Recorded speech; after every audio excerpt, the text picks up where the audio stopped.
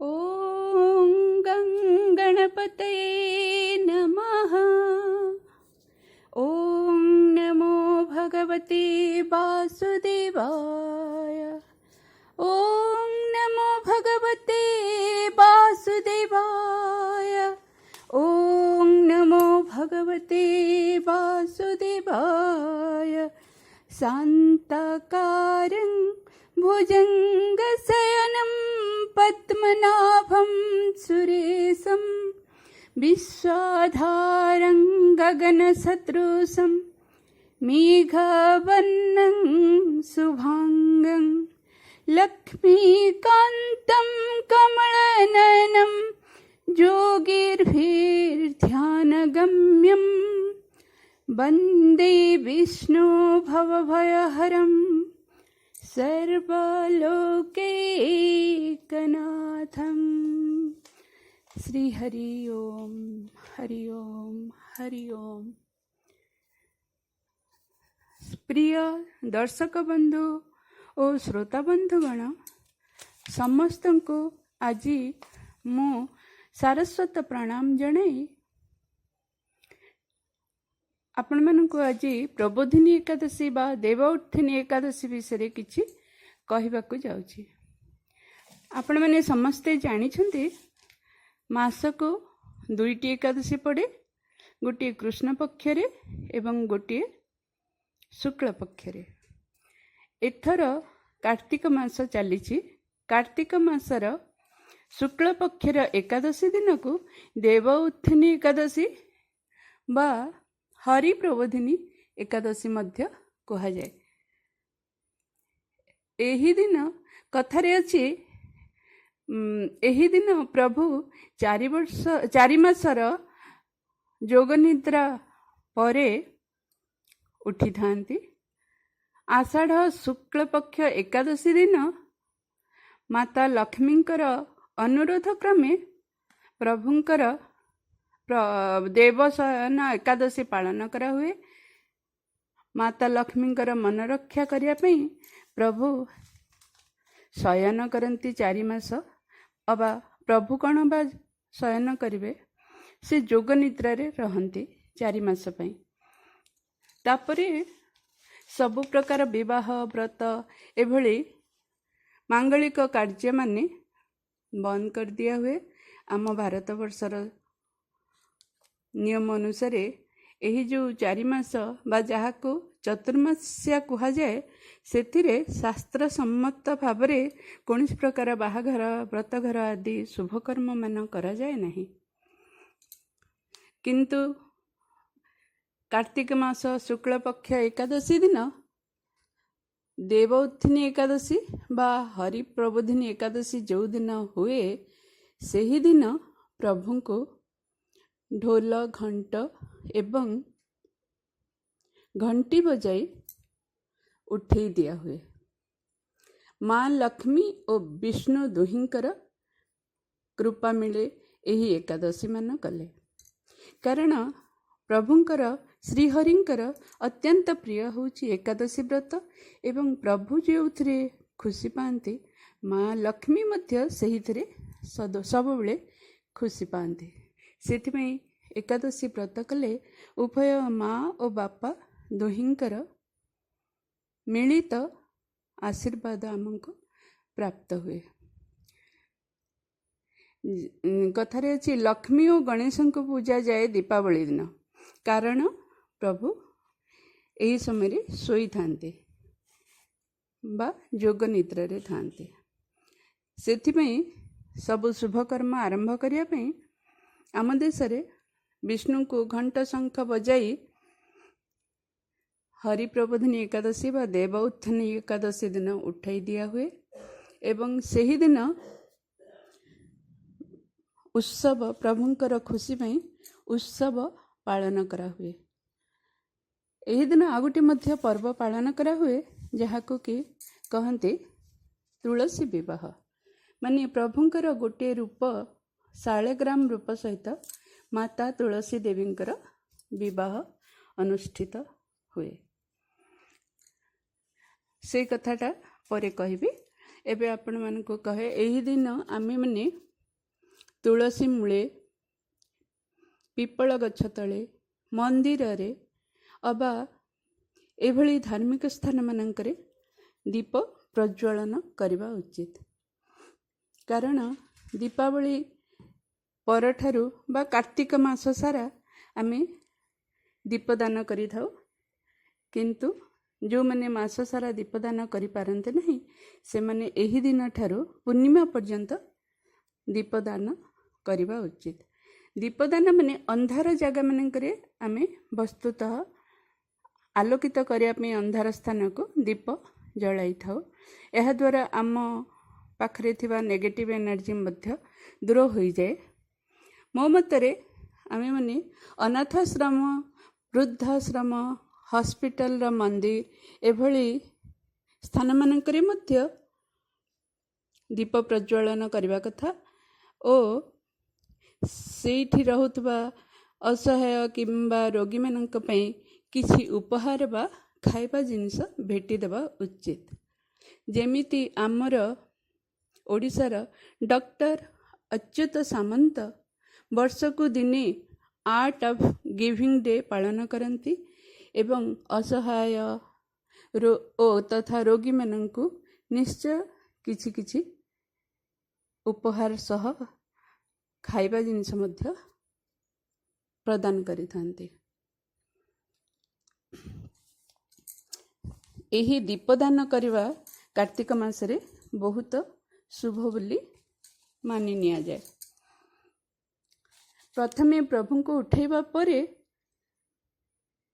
ଦକ୍ଷିଣାବର୍ତ୍ତୀ ଶଙ୍ଖରେ ପାଣି ଭରି ପ୍ରଭୁ ଶାଳଗ୍ରାମଙ୍କୁ ବା ଯିଏ ଶ୍ରୀହରିଙ୍କର ମୂର୍ତ୍ତିଙ୍କୁ ରଖିଥାନ୍ତି ତାଙ୍କୁ ଗଙ୍ଗାଜଳ, ଚନ୍ଦନ ପ୍ରଭୃତି ମିଶାଇ ଗାଧୋଇ ଦିଆଯାଏ ଓ ସେଦିନ ପ୍ରଭୁ ଘରକୁ ଆସିବେ ବୋଲି ଝୋଟି ବା ଚିତା ମଧ୍ୟ ବାହାରୁ ମନ୍ଦିର ପର୍ଯ୍ୟନ୍ତ ଅଙ୍କା ଯାଇଥାଏ।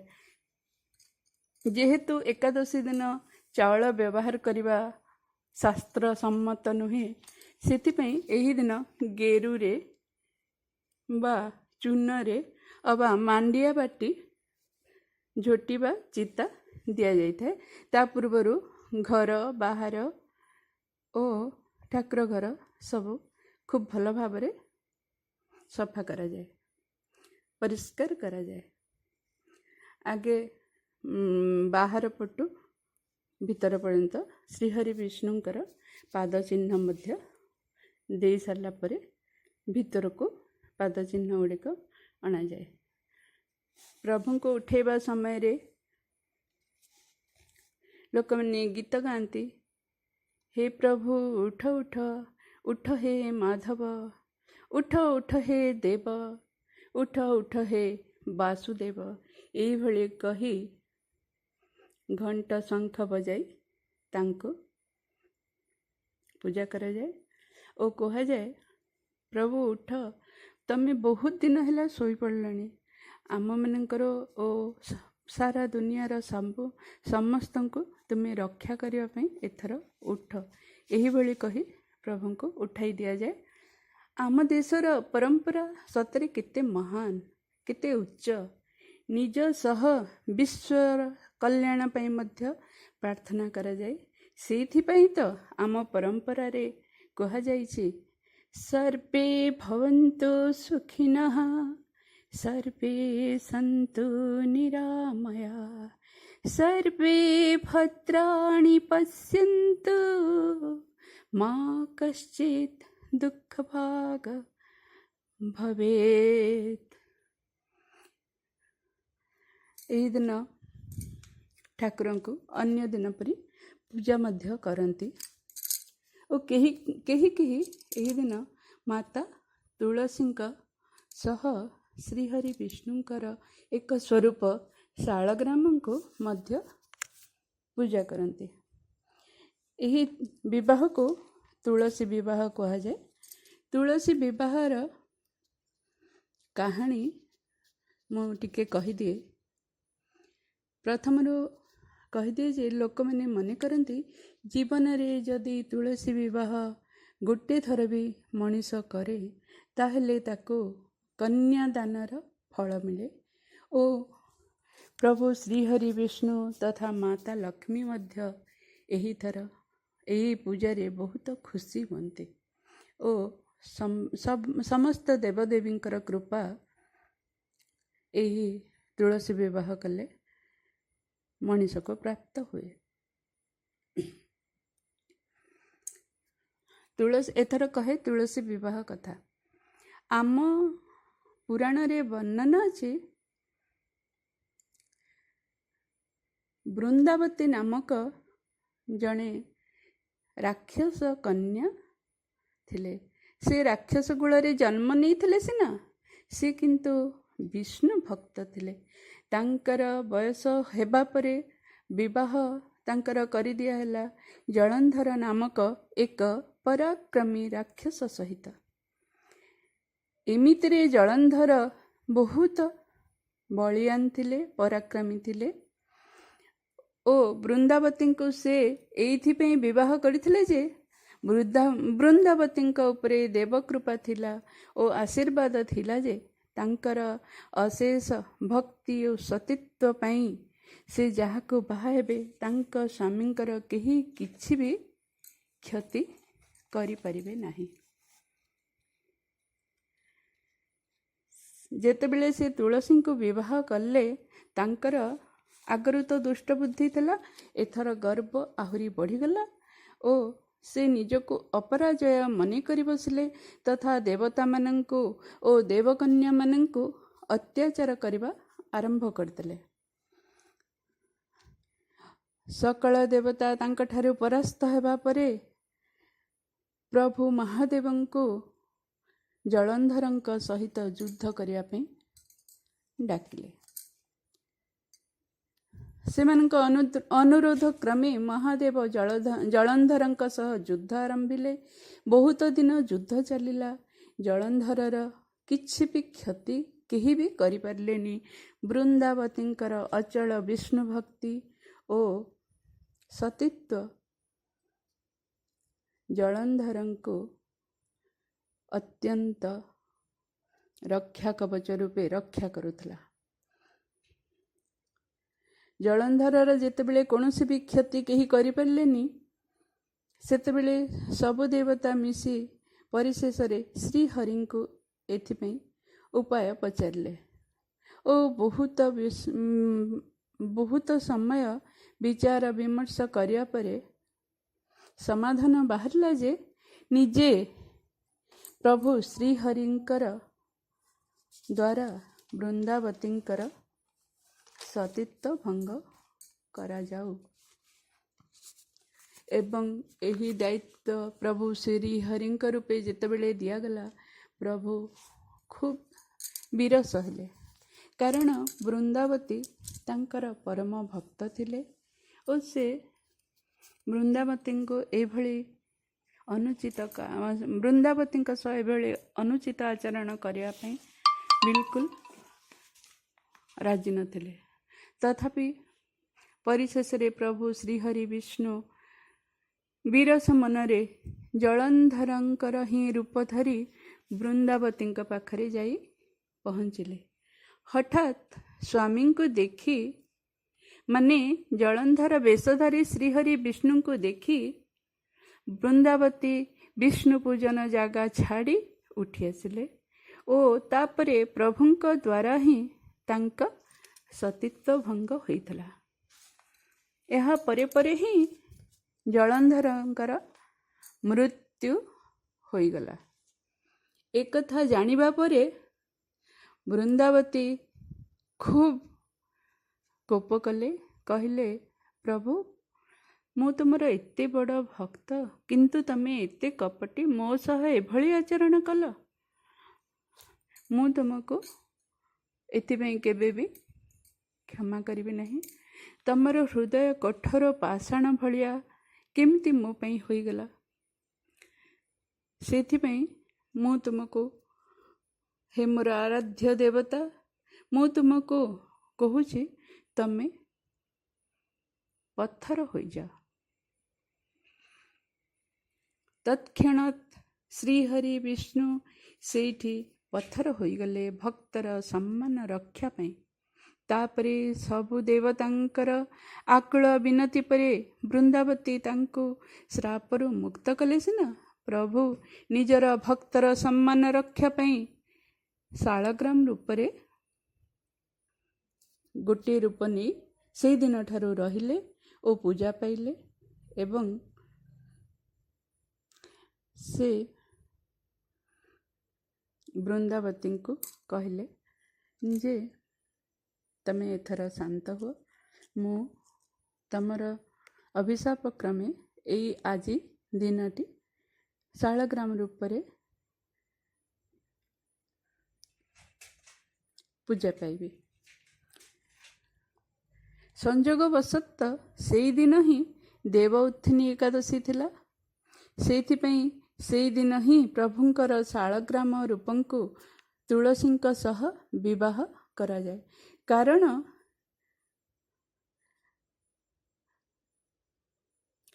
ସେ ଶ୍ରାପରୁ ରକ୍ଷା ପାଇବା ପରେ ପ୍ରଭୁ ଶ୍ରୀହରି ବିଷ୍ଣୁ ବୃନ୍ଦାବତୀଙ୍କୁ ଆଶୀର୍ବାଦ ଦେଲେ ଯେ ତୁଳସୀ ରୂପେ ତୁମେ ସବୁଦିନ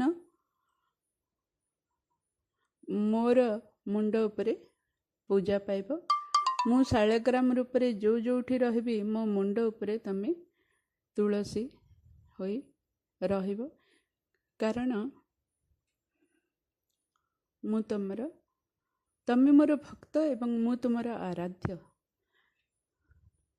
ତୁମର ପତ୍ର ଓ ଦଳ ବିନା ମୋର ପ୍ରସାଦ ଯଦି କୌଣସି ରୂପରେ ବି ମୁଁ ଥାଏ, କେହି ବି ଏଭଳି ପ୍ରସାଦ ବିନା ତୁଳସୀରେ ଯଦି ମୋତେ ଦିଏ, ମୁଁ ସେହି ତୁଳସୀ ପତ୍ର ବିନା ମୁଁ ପ୍ରସାଦ ଗ୍ରହଣ କରିବି ନାହିଁ।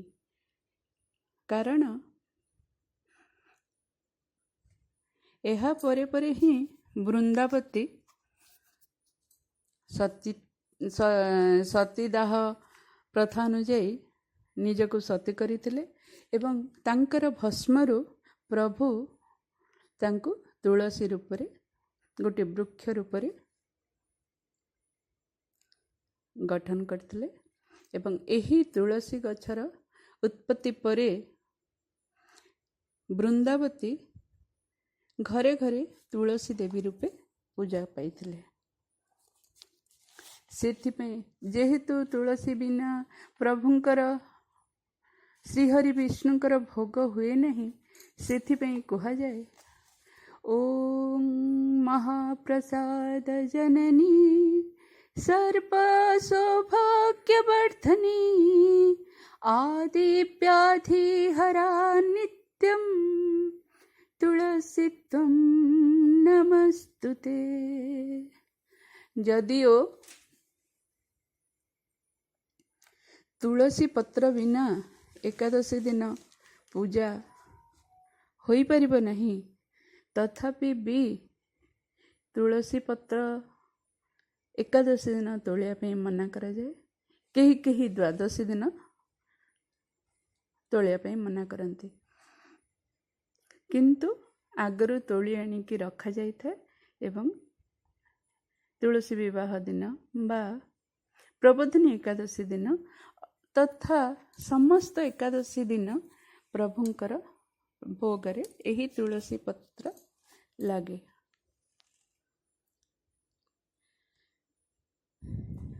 ମୁଁ ତୁଳସୀ ବିବାହ କଥା କହିଲି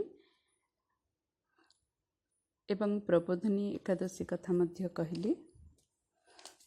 ତୁଳସୀ ମାତାଙ୍କୁ ସେହି ଦିନଠାରୁ ସର୍ବ ଦେବଦେବୀ ଏଭଳିକି ଶ୍ରୀ ହରି ବିଷ୍ଣୁଙ୍କର ପ୍ରାଣବଲ୍ଲଭା ମା ମହାଲକ୍ଷ୍ମୀ ମଧ୍ୟ ଆଦର ସମ୍ମାନ ଦେଇ ଆସିଛନ୍ତି ଓ ଘରେ ଘରେ ତାଙ୍କର ପୂଜା ହୋଇ ଆସିଅଛି। ନମୋ ନମୋ ତୁଳସୀ, ନମୋ ନମୋ ତୁଳସୀ ମହାରାଣୀ, ନମୋ ନମୋ ମା ଗୋ ବିଷ୍ଣୁଙ୍କ ଆଦରର ମଣି। ତୁଳସୀ ପତ୍ର ବିନା ପ୍ରଭୁ घेनन्ति नाही प्रसाद तुमरी जीवन को केमिति आमे तुमरी जीवन को केमिति तुमे निजे करिछ स्वयं संपूर्ण। माँ तुलसी देवी से दिन ठारू प्रबोधिनी एकादशी दिन बा देव उत्थान एकादशी दिन तुलसी देवींकर पूजा ओ विवाह प्रभुंकर एही शालग्राम रूप सह करा जाए। जहाँ पाखरे शालग्राम न थांती तांको श्रीहरि विष्णुकर कौनसी मूर्ति बा फोटो सहित मध्य विवाह करा जाए। माँ तुलसी को सेतिपई से दिन नुआ बहु रूप रे सजाई दिया जाए। सिंदूर अलता टिकिली चूड़ी शंखा सिंदूर हलदी लाल साड़ी बा लाल कपड़ा ढांकी दे पूरा पूरी बधू रूप रे सजा जाए। और प्रभु को मध्य एही दिन प्रभु श्रीहरि विष्णु को मध्य हलदिया ओढ़णी बा हलदिया वस्त्र पिंधई दिया जाए एवं उभय को विधिवत भाव में बहुत जन पूजा करते। मंडप करा जाए घरे कहीं कहीं पंडित डाकिकी पूजा करते कहीं कहीं निजे निजे मध्य पूजा कर दियंते। एथर मु एतिकरे रहुची। मोर वीडियो आपण माने एते बेल जे सुनिथिबारु अशेष अशेष धन्यवाद। मोर एही बेली वीडियो पाइबा पई दया करी मो चैनल SSSMB चैनल को सब्सक्राइब कर दियंतु। जदि वीडियोटी भल लगी थाए तेबे लाइक कर दियंतु ओ अन्य माने मध्य जदि जानिबाकु चाहिबे ताहले वीडियोटी शेयर मध्य कर दियंतु। जय प्रभु श्री हरि विष्णु। ओम नमो भगवते वासुदेवाय। धन्यवाद। नमस्कार।